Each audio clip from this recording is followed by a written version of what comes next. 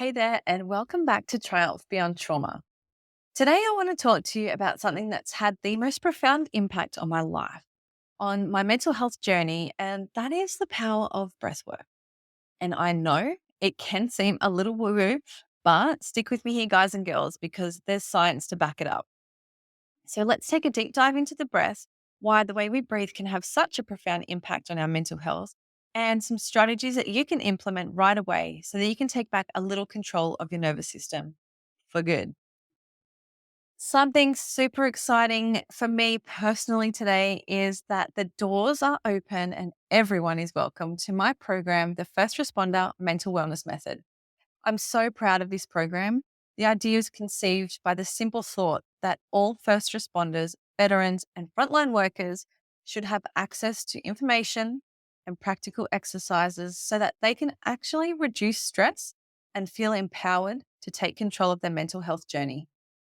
No matter their geographical location, whether they were a beginner or had practiced yoga, breathwork, and mindfulness before, or the type and size of body that they are in.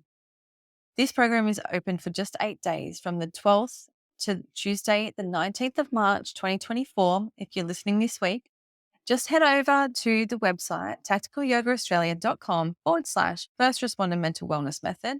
I'll absolutely link to it in the show notes. I would love for you to head on over and take a look.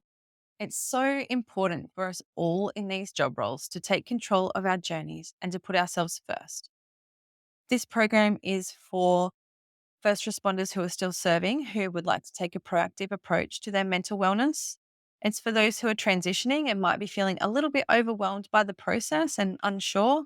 And it is absolutely for those that have retired, who might have been battling with their mental health for a little while now and just want something extra to add to their box of tools, let me say, in relation to mental health. The lessons are super digestible. I know that my attention span is short, so the lessons are no more than 10 minutes long. And the practices all vary in both duration and level of difficulty, with most of them being more than suitable for beginners. There's oodles of support with our weekly coaching and live practices. So get over there and check it out. And I would absolutely love, if it's not for you, please share it with your friends, family, and loved ones who you think might get some benefit out of the program. All right, that's enough. Let's get into today's episode. Welcome to Triumph Beyond Trauma, the podcast that explores journeys of resilience and hope. I'm Rosie, a yoga and breathwork teacher and founder of Tactical Yoga Australia. As a former soldier's wife, mum to 3 beautiful kids, and a medically retired New South Wales police officer with PTSD, I understand the challenges of navigating mental health in the first responder and veteran community. Join us for incredible stories from individuals who've confronted the depths of mental illness and discovered their path to happiness and purpose, as well as solo episodes and expert discussions. Together, we'll uncover the tools to help you navigate your journey toward a brighter, more fulfilling life.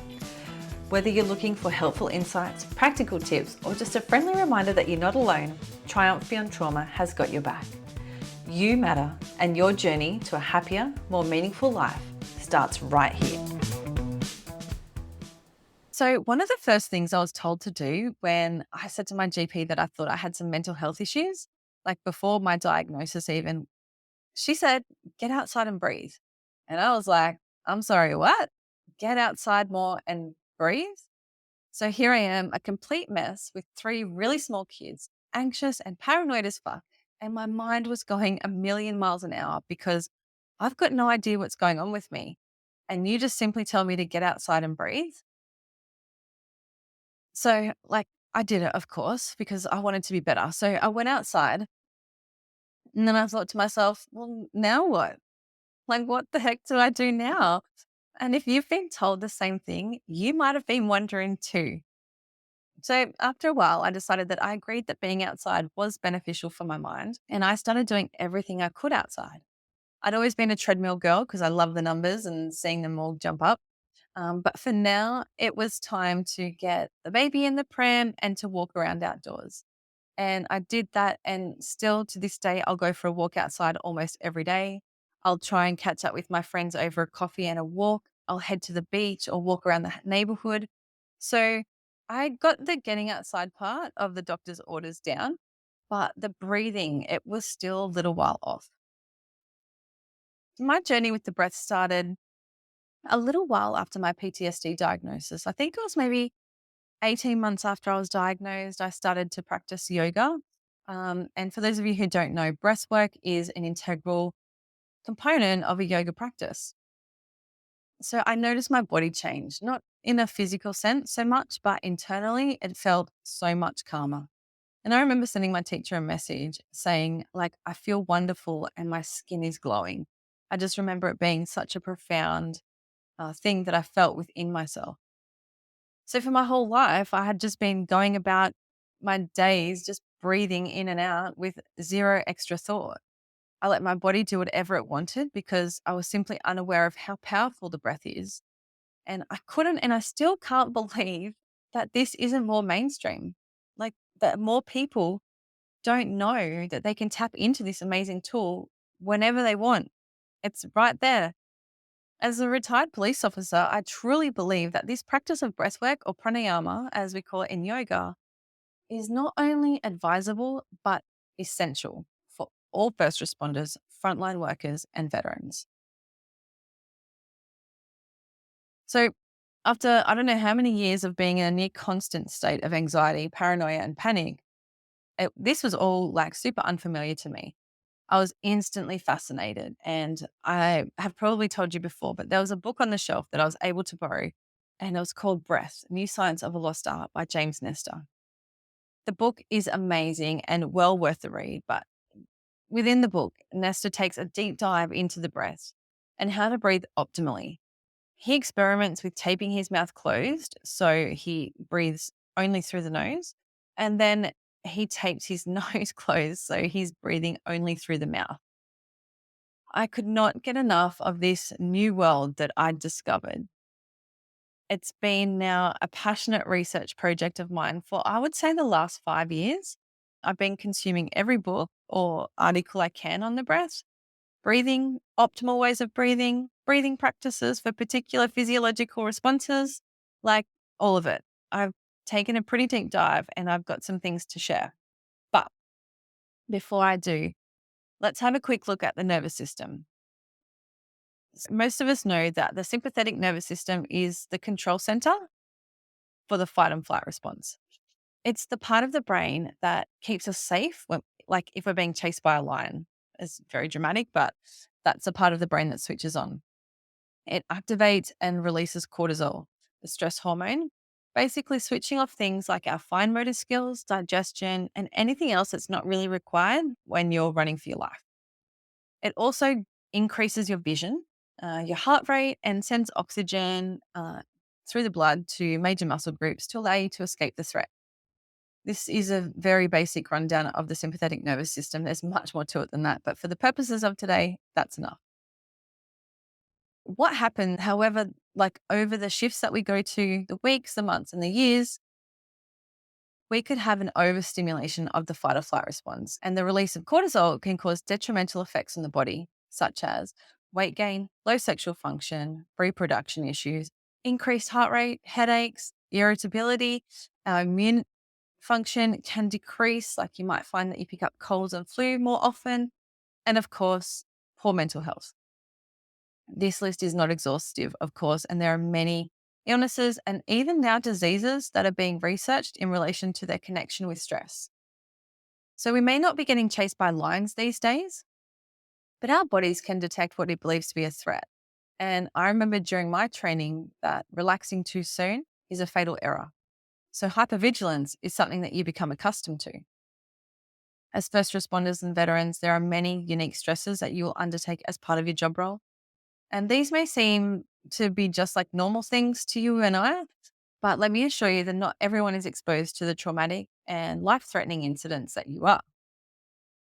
A further component to these situations is the requirement for rapid decision making. So, not only are first responders in one of the most stressful situations just by being in that particular job role, but they are required to make what could be life changing decisions while already under incredible amounts of pressure. After they go to their job and the job is done and dusted, then they have to deal with any internal and external politics of the job and an absolute mountain of paperwork. Like, let's also add on to this the workload, picking up extra slack because of staffing shortages, the shifts, both time of day and night, and the duration, and then the commute to and from work. All of this can add up to a mountain of stress to a person who's already massively under the pump. I am stressed just talking about it all, and I haven't even begun to mention the personal lives of first responders, which unfortunately are not always a picture of happy families. After years of being a first responder, veteran, or frontline worker, your body can be accustomed to being in a state of hypervigilance, and our stress response is near constantly activated. Our body can start to feel more comfortable in this state than a relaxed one, and it can even feel very foreign to us to actually be relaxed. I know for me personally, I felt like I was in control, in inverted commas, when I was constantly busy, always doing something, always having something on, because that meant I could avoid whatever else was happening within my mind and body. And I put it on the back burner, so to speak. The body is incredible, though, and trauma will come out one way or another. So, this can create anxiety within the body and it starts a vicious cycle of nervous system dysregulation. And we can get a little stuck in the fight and flight mode. I see a lot of first responders that struggle to sit still, just to sit back and enjoy a chat because being calm and relaxed is so far away from what they normally experience that they actually dislike being this way. So, we've established as first responders and frontline workers, we're constantly and consistently exposed to traumatic events. It is the very nature of the job role we choose, which is totally expected when you join. Like, that's the exciting part, right? What you don't get, though, is education on ways to minimize the effects that this repeated trauma has on your body. In his book, In an Unspoken Voice, How the Body Releases Trauma and Restores Goodness, Dr. Peter Levine discusses a study that was carried out in Israel in 1998 by Dr. Aryeh Shalev, where he noted the heart rates of emergency room patients of a hospital in Jerusalem. So these patients were there after incredibly traumatic events such as bomb blasts or motor vehicle accidents. And Dr. Shalev started to chart their heart rates and noticed that those people whose heart rates had returned to normal at the time of discharge from the ER were less likely to develop PTSD from the incident. And those that had heart rates that were still elevated at the time of discharge were highly likely to develop PTSD in the following weeks or months. I found this absolutely fascinating. A lot of us don't know this, and I can certainly guarantee that I didn't. Something interesting about our body is that it can take anywhere from 20 to 60 minutes for our bodies to naturally move from a state of stress, so the fight or flight response, where the sympathetic nervous system is activated, to get back to baseline, where the parasympathetic nervous system is back in control and we are in rest and digest mode. 20 to 60 minutes. Like, how long do you get between jobs, or did you get between jobs? I'm guessing if you're at a busier station, you're moving from job to job with only the ride in the car as your break, in inverted commas. 20 minutes would be an absolute dream.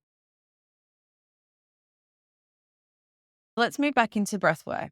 So, breath work is basically consciously controlling the breath. There are a plethora of techniques, of course, and they all have their benefits. There are some that are super easy and can be done anywhere, anytime. There are others that can increase your energy levels. And there are those that are great for encouraging sleep. I'm going to go through a whole breathwork technique a little later in the show to help you get your nervous system settled to a state of homeostasis or optimal functioning. For first responders in particular, though, learning how to breathe to effectively settle the sympathetic nervous system can be a complete life changer. How can we do it faster than in 20 minutes? Well, the first thing is that we don't all breathe the same way. And a lot of us are doing it sort of wrong. Like, you're probably thinking like I did, you just breathe in and out and the body just really takes care of that component of your existence, right? Like, do I have to sort out another thing? Let the body handle it. But sometimes we got to take control a little bit. So the body can breathe in one of two ways, through the nose or through the mouth. Nasal breathing is optimal with absolutely incredible benefits. Basically, the mouth is for eating and speaking, and the nose is for breathing and smelling, I guess. We're pretty lucky that we have the backup option of breathing through the mouth for times when our nose is blocked or we have issues with the sinuses, but we should really be trying to breathe through our nose. And this is because as we inhale through the nose, the air is filtered by the small little tiny hairs on the inside of our nose called cilia. So the cilia removes pollutants such as dust and bacteria from the air that we've inhaled. The tissue lining of the nose, it warms and moistens the air depending on the requirements of your body at the time. From here, the air passes through the windpipes, and the mucus down here will trap any other bacteria that the cilia may have missed. The air is transported to the lungs where it's distributed to the bloodstream and throughout all the cells in your body. If we can breathe deeply into our lungs so that they expand when we inhale and contract when we exhale, we can bring air to the alveoli, which is so important for optimum oxygen and carbon dioxide exchange in our body. Another interesting component of nasal breathing is that the nose produces nitric oxide, which dilates the blood vessels and it allows better oxygen circulation throughout the body, including our brain.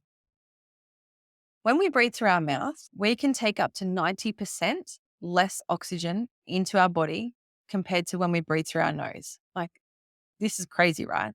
We need this oxygen for our body to function optimally. Mouth breathing also activates the fight and flight stress response. So, for example, when you get startled, the first thing you usually do is go, "Gah!" and you take a big breath through the mouth. This is an important physiological function of the body and totally normal in a situation like this where you might get startled by an offender or something happens, like your kids hide behind a door and try and scare you. And you have to make some pretty rapid movements. But this is when like our stress response should activate. What we don't want though, especially as first responders and veterans, where our job roles are stressful enough, is to have the way that we breathe to mean that we're breathing in a way that induces more stress and anxiety. Now, I know Andrew Huberman, and he actually has a really great podcast episode on this too, on the breath. So if you want to take an even deeper dive into the breath, I'll link to his episode in the show notes. But I'm not him, so don't come at me with all your deep science questions.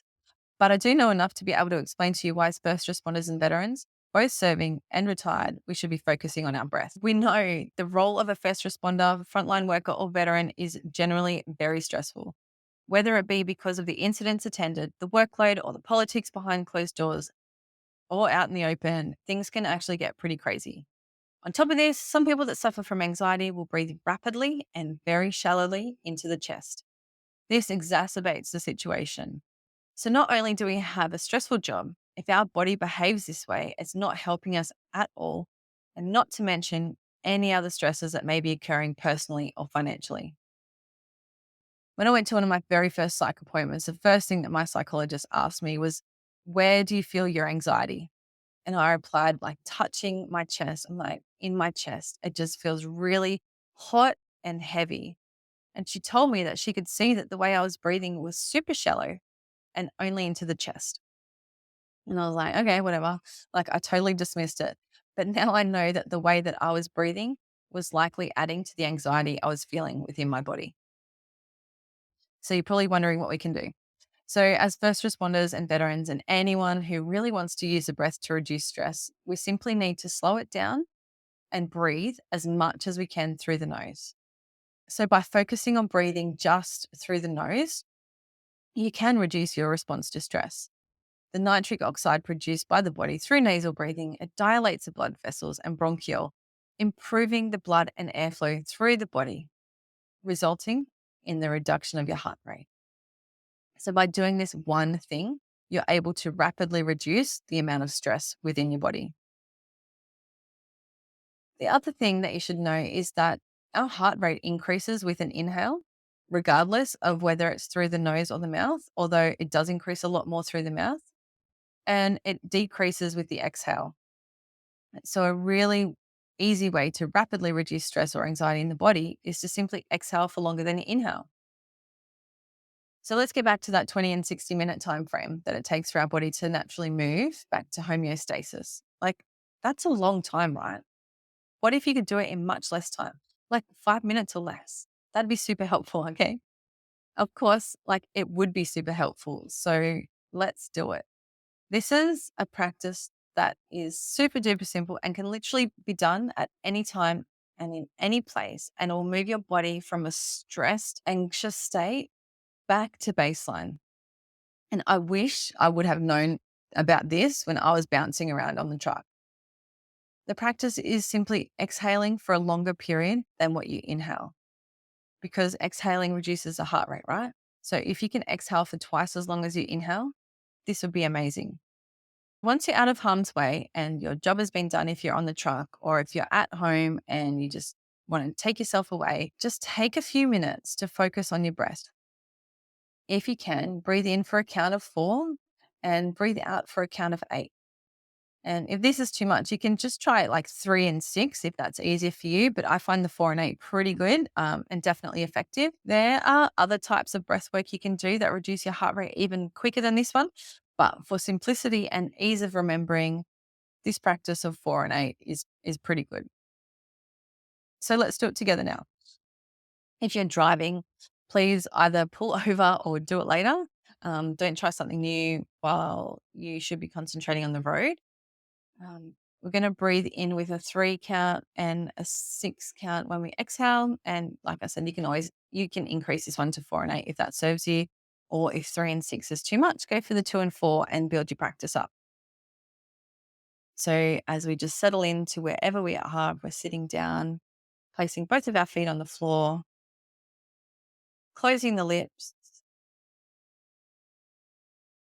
let the tip of the tongue rest behind the top teeth, feeling the tongue widen and gently soften across the top palate. Now just take an inhale through your nose and exhale through the nose. And just try to notice how you're breathing here. Are you taking short, shallow breaths or longer, deeper breaths? We're not going to judge here. You don't need to change it at this point. Just simply notice it. Take another breath like this. Just noticing. So now we're going to add a count to our breaths as we take our next exhale to prepare. Breathing through the nose, we're going to inhale for a count of 3. So 1, 2, 3. And now we're going to exhale for a count of 6. 6, 5, 4, 3, 2, 1. Inhaling again for 1, 2, 3. And now exhaling for 6, 5, 4, 3, 2, 1. Inhaling for 1, 2, 3. And exhaling for 6, 5, 4, 3, 2, 1. Now, very last one as we inhale for 1, 2, 3. And exhaling for 6, 5, 4, 3, 2, 1. Just return your breathing to normal now. And if you can, keep breathing through your nose. So how are you feeling now? Like, I know when I focus on my breath like this, the impact is pretty immediate. I feel much calmer within my body. My parasympathetic or rest and digest function of my body gets activated. And I just feel much better. You can practice this technique for a few minutes if you like, increasing the benefits. But when you feel like you've got it dialed in, you can also experiment with breath holds, adding a whole new layer to your breath work. When should you focus on your breath like this? I believe anytime, unless you have some respiratory issues where you should really speak to your GP before getting into any new program anyway. In saying that though, the benefit of Bronchial dilation can also assist in some breathing issues, such as asthma. I'll link to an article that I found that discusses it. But my advice is to definitely seek the advice and support of your GP. So that's it for this week. I really hope that you got something out of the episode, whether it be the breathwork itself or why it's so important for first responders and frontline workers. Please share it with your friends and family. This breathwork can be great for anyone who's in a stressful state. I actually use it with my kids all the time. It really helps them to learn to self-regulate. Don't forget too that the doors are open to the First Responder Mental Wellness Method. And if you've enjoyed this episode, it's actually just a touch of what we have in the program. There's lots of learning and it's backed up with tactical and practical exercises. Next week, we should be back to interviews and the stories that you guys are loving. I have a few booked in this week and cannot wait to chat with some really, really amazing people.